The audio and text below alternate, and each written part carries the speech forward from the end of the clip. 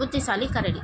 ஒரு பெரிய மலைக்கு பக்கத்தில் இருந்த காட்டில் ஒரு கரடி வாழ்ந்துட்டு வந்துச்சான். அந்த கரடிக்கு ஒரு குட்டி கரடி மகன் இருந்துச்சான். இந்த குட்டி கரடி எப்பவும் சுட்டித்தனம் செஞ்சிகிட்டே இருக்குமா. இருந்தாலும் அந்த பெரிய கரடி, நீ புத்திசாலியாக இருக்க, அதனால் நீ எந்த ஆபத்தில் இருக்கிறப்ப கூட உன்னோட புத்திசாலித்தனத்தை பயன்படுத்தி அந்த இடத்துல இருந்து தப்பிச்சிட முடியும். அதனால் எப்பவும் புத்திசாலித்தனமாக யோசித்து நடந்துக்கணும்னு சொல்லிச்சான். ஒரு நாள் உணவு தேடி பெரிய கரடி காட்டுக்குள்ளே போச்சான். அப்போ அந்த குட்டி கரடிக்கு ரொம்ப போர் அடிச்சிச்சு. உடனே தானும் காட்டுக்குள்ளே போய் பார்த்தா என்னன்னு தோணுச்சான் குட்டி கரடிக்கு. உடனே மெதுவாக நடந்து காட்டுக்குள்ளே போக ஆரம்பிச்சிச்சான் குட்டி கரடி. காட்டுக்குள்ளே போன குட்டி கரடி சுட்டித்தனமாக எல்லா பாறைகளையும் ஏறி குதித்து விளையாடிட்டு இருந்துச்சான். அப்போ திடீர்னு ஒரு உருமல் சத்தம் கேட்டுச்சு. பயந்து போன குட்டி கரடி சத்தம் வந்த பக்கம் போய் பார்த்துச்சான். அங்கே ஒரு புலி குட்டி கரடியை பார்த்து சிரிச்சிட்டு இருந்துச்சான்.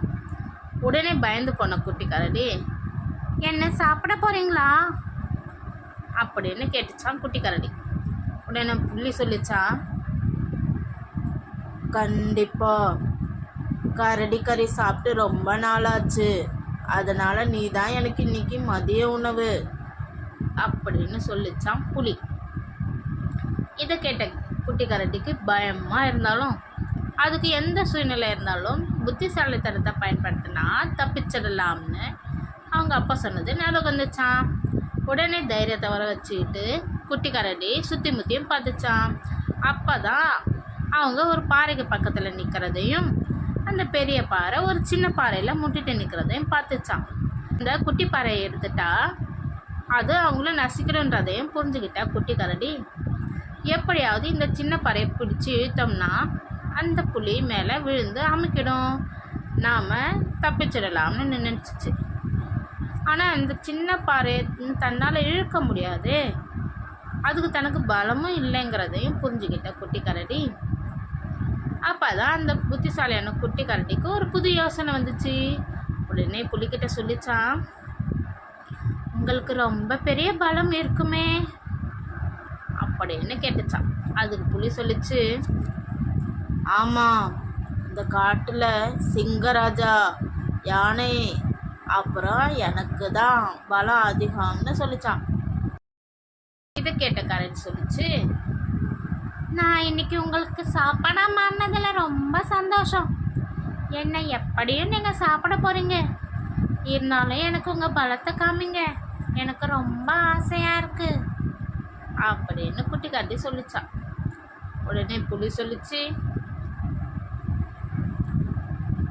என்ன செஞ்சு என்னோட பலத்தை நிரூபிக்கிறது, இந்த மரத்தை அடித்து உடைக்கட்டுமா அப்படின்னு கேட்டுச்சான். ஆனால் நானே செஞ்சிடுவேனே, இங்கே பாருங்க, இந்த பெரிய பாறை, இதை தூக்குங்க பார்க்கலாம் அப்படின்னு குட்டி கரடி சொல்லிச்சான். அதுக்கு புலி சொல்லிச்சு, இது இந்த உலகத்தில் இருக்கிற யாராலேயும் முடியாது, என்னால் செய்ய முடியறத நீ சொல்லு, நான் செஞ்சு காமிக்கிறேன் அப்படின்னு புலி சொல்லிச்சான்.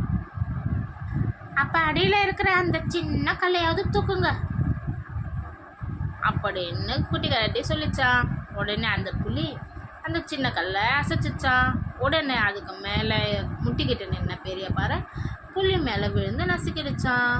இதை எதிர்பார்த்துட்டு நின்றுட்டு இருந்த குட்டி கரடி டக்குன்னு அடுத்த பக்கம் ஓடி தப்பிச்சிடுச்சு.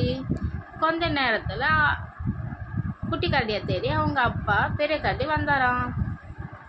நடந்ததை எல்லாத்தையும் கேட்டு தெரிஞ்சுட்டு அப்பா கரடி புத்திசாலியான தன்னோட மகனை ரொம்ப பாராட்டினாராம். நன்றி.